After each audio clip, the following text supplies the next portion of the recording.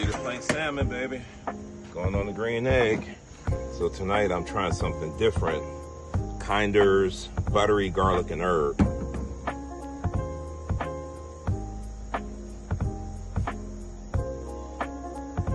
This is one of my specialties on the grill. You guys ever made cedar plain salmon? Look at that.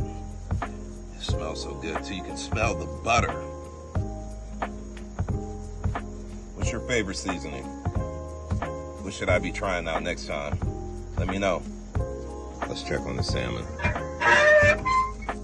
Ooh, look at that.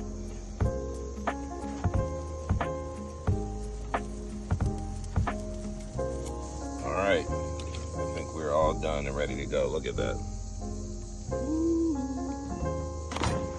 I wouldn't be doing my job if I didn't do a taste test, right?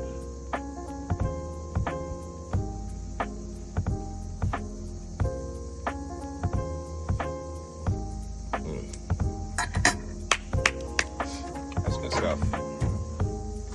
Dinner time. See y'all later.